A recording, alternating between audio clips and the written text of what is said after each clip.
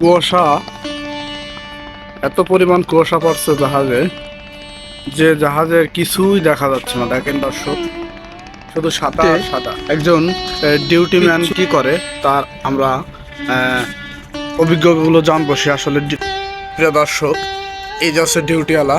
আসলে ডিউটিওয়ালার সাথে আমি সাক্ষাৎকার নেবো। আসলে তার কি করে শীতের ভিতরে সে দাঁড়িয়ে দাঁড়িয়ে। চলেন দর্শক, দেখা যাক। আসলে আপনার ডিউটি হচ্ছে কয়টার থেকে কয়টা পর্যন্ত? 6টা থেকে 12টা 1টা পর্যন্ত চলে। তাই দেখাশোনা। দেখাশোনা করতে হয়। হ্যাঁ, তা কয়টা থেকে 6টা থেকে 12টা একটা? হ্যাঁ। তা আচ্ছা, তোমার দেশের বাড়ি আছে কোথায়? বরিশালে। বরিশাল। তোমার বেতন কত? বেতন 10,700। কত? 10,700।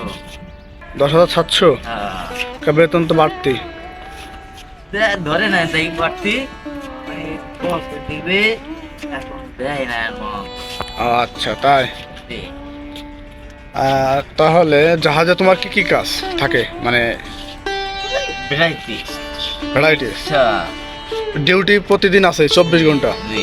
সকালে রাত। রাতে, তাই তো? হ্যাঁ। তা এই যে শীতের ভিতর প্রচুর পরিমাণ শীত, তা আপনার কাছে কেমন লাগে? এই চাকরিটা কেমন লাগে? খারাপ লাগে, কিছু করার নাই তো, এখন করতে হয়। করতে হয়, তাই তো? হ্যাঁ। তা আমরা জানি যে জাহাজের চাকরি খুব শান্তি। আসলে অনেকজন চাকরি করতে আসে, হ্যাঁ। ঠিক আছে? এই আবার অশান্তিও আছে। শান্তিও আছে, অশান্তিও আছে। সবাই মিলেই আসলে জাহাজের চাকরি।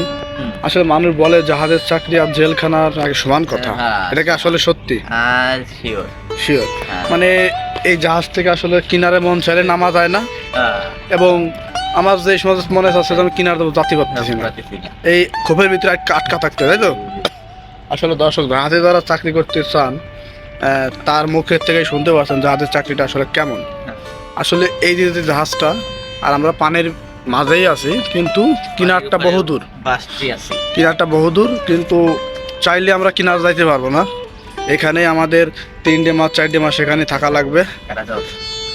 আর আমরা যাইতে পারি আসলে যে সময় লোক থাকে জাহাজে, তখন আমরা নৌকার মাধ্যমে আমরা কিনার যাই নাকি, যাও একটা জেলখানার মধ্যে।